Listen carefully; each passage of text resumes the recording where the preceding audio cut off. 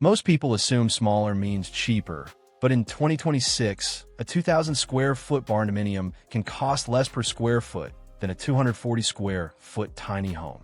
That's not a trend. That's the math, even though it's nearly 10 times bigger. A 2,000 square foot barndominium is regularly going up in 2026 for around $100 a square foot, while a 240 square foot tiny home can cost more per square foot than a regular house. That's not a typo. That's the reality nobody puts in the thumbnail. Two families, same budget, same dream of owning land debt-free, can end up in two completely different buildings, and both will swear they made the smarter move. By the end of this video, you'll know exactly which one actually fits your budget, your land, and your life, and the answer might flip everything you assumed walking in. Welcome back to the channel. If you're new here, this is where we break down real numbers on alternative housing. This is where we run the actual numbers on alternative housing, build costs, financing realities, and resale value, so you can make a decision based on facts, not thumbnails. In this video, you'll learn 5 things: what actually separates a barndominium from a tiny home, why people are genuinely choosing one over the other this year, the real cost breakdown between them, the financing hurdle almost nobody warns you about, and which one wins on long-term resale value. Stick around to the end. I'll walk you through exactly how to decide which one fits you. A barndominium is a post frame or metal frame structure that combines a home with a barn, garage, or workshop under one roof. Open floor plans, tall ceilings, and a steel exterior built to take a beating. Think of it as a warehouse that someone decided to live in and made it actually work. A tiny home is the opposite philosophy entirely. A dramatically downsized living space, usually under 400 square feet, often built on a trailer chassis, designed around the idea that less space means more freedom and lower bills across the board. The key structural difference is intent. A barndominium is built to expand with you. More land, more storage, more rooms later. A tiny home is built to do the opposite. Strip everything down to only what you actually use. Barndominiums save money the same way pole barns always have.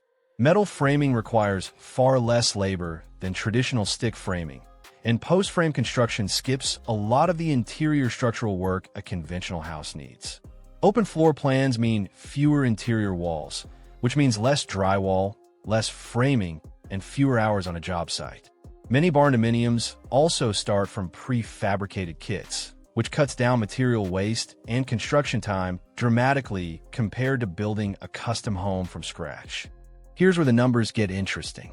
A basic barndominium shell runs $70 to $100 per square foot in 2026, and a mid-range finished build lands between $100 and $150 per square foot. A 2,000 square foot barndo, fully finished, averages close to $200,000 total. Compare that to a traditional stick-built home of the same size, which is regularly clearing $350,000 in most states this year. Tiny homes look cheaper at a glance. You'll see $30,000 builds advertised everywhere on social media. But realistic, livable, code-compliant tiny homes regularly run $60,000 to $150,000. And because every square foot has to pack in a kitchen, bathroom, custom storage, and sometimes a trailer chassis, tiny homes often cost more per square foot than a barndominium does. Bigger isn't always pricier. Sometimes it's actually the deal, and that single fact upends most of what people assume before they start researching. Here's where it really flips. That same $150,000 budget buys roughly 1,000 to 1,500 square feet of finished barndominium living space, complete with a garage or workshop attached. Stretch that budget toward a tiny home, and you're still capped under 400 square feet no matter how much money you throw at it. You're just buying nicer finishes inside the same small box. This is the number that quietly flips a lot of people's decisions once they actually run the math themselves instead of trusting a thumbnail. Barndominiums have a polarizing exterior too. That metal building look either says modern farmhouse or garage with a kitchen, depending who you ask. Inside, though, the open layout, soaring ceilings, and flexible room placement consistently win people over, and a lot of skeptics change their mind the moment they actually walk through one in person. Tiny homes lean into a totally different appeal. clever built-ins, multi-purpose furniture, and a coziness that larger homes can't replicate. It's a love-it-or-hate-it style on both ends. Minimalism versus maximal flexibility. Some people find a tiny home's compact intimacy genuinely comforting, almost like living inside a well-organized cabin. Others find it claustrophobic within a week. Both styles attract passionate defenders, because neither one is a compromise. You're committing to a philosophy either way. This is a real point in the Barndominium's favor. Steel frame construction holds up against hail, high wind, and fire risk far better than typical wood siding, and metal roofing routinely outlasts asphalt shingle by decades. Insurance companies are increasingly aware of this too, and some Barndominium owners report noticeably lower premiums once an adjuster sees the steel exterior and roofing system up close. A well-built, permanent, tiny home holds up just as well as any conventional house. But tiny homes on wheels are a different story. Road vibration, weather exposure, and trailer were maintenance realities you need to budget for from day one. On the Barndominium side, you've got kit builds, custom builds, and Schaus hybrids. Part shop, part house, blended under one roof. On the tiny home side, you've got foundation-built tiny homes, which behave more like permanent property, and tiny homes on wheels, which are legally classified more like an RV than a house. That single distinction changes almost everything else in this video: financing, taxes, and resale. With roughly $150,000 to $200,000, a Barndominium buyer can realistically land 1,500 to 2,000 square feet fully finished, often with a garage or workshop included. With that same budget, a tiny home buyer could build 2 or 3 separate tiny units, or one extremely high-end tiny home loaded with custom finishes. But they're capped permanently at a few hundred square feet no matter how much they spend. Barndominium buyers typically split the build. Living space on one side, garage or workshop on the other. Ideal for families, hobbyists, or anyone running a small business from home. Tiny home buyers optimize for movement and minimalism.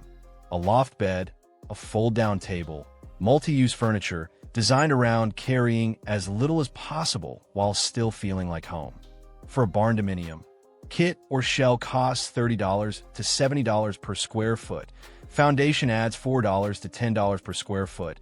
Interior finishing is usually the biggest line item at $40 to $70 per square foot, plus permits, utility hookups, septic or well if rural, and a 10 to 15% contingency buffer. For a tiny home, the trailer or foundation base runs $5,000 to $15,000. The shell and framing adds $20,000 to $40,000. Interior systems, kitchen, bathroom, plumbing, electrical, often consume $20,000 to $50,000 alone since everything is custom-fitted rather than standard-sized, plus appliances, off-grid systems if needed, and finishing touches that add up fast in such a small footprint. One real scenario: a 2,000 square foot Barndominium built contractor style lands around $230,000, while a DIY finished version of the same footprint comes in closer to $195,000. Same square footage, different labor strategy. On the tiny home side, a basic 200 square foot DIY build can land near $40,000, while fully custom, contractor-built tiny home with high-end finishes can creep past $120,000. Proving size isn't always what drives the final number. Here's a third comparison worth sitting with. 2 buyers, same $130,000 budget. One puts it into a 1,400 square foot Barndominium shell with a small attached workshop, finished modestly but completely. The other puts the same amount into a high-end 280 square foot tiny home with custom cabinetry, a tankless water heater, and premium finishes throughout. Both end up happy with their choice, but one of them now owns 5 times the usable space for the exact same money. That's not a knock on tiny home buyers. It's just a trade-off they're consciously making in exchange for mobility and simplicity. For Barndominiums, do interior finishing in phases. Keep the garage section unfinished until budget allows, and don't skip spray foam insulation in a metal structure. For tiny homes, build the shell yourself if you have any construction skill, buy used appliances sized for compact spaces, and resist the urge to over-customize every inch. That's where tiny home budgets quietly balloon. Barndominiums sit in a gray zone for many lenders. Some banks still don't have a clean appraisal category for metal building that's also a house, so you'll often need a construction loan or a portfolio lender who understands Barndos. Your first call should be to a portfolio lender or a rural lender like Farm Credit. They deal with non-standard builds every day and won't treat your Barndo like a problem. It's improving every year as appraisers catch up, but it's still real homework in 2026, and some towns are getting stricter about metal siding in residential zones. So check local rules before buying land. Tiny homes face the opposite problem. If yours is on wheels, it's classified as an RV in most states, meaning no traditional mortgage at all.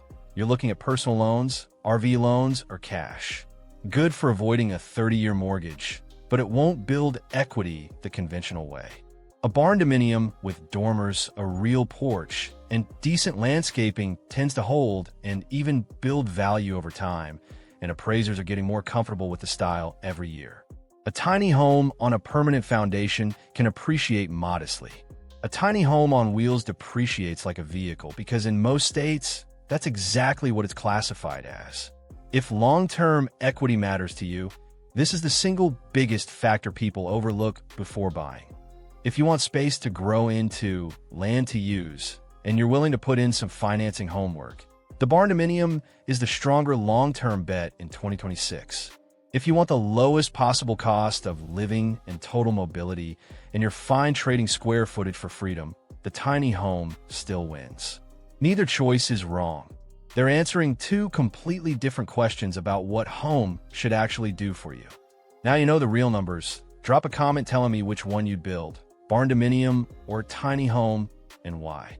Hit like if this changed how you think about either one, and subscribe so you don't miss the full Barndominium financing breakdown coming next. Thanks for watching, and I'll see you in the next video.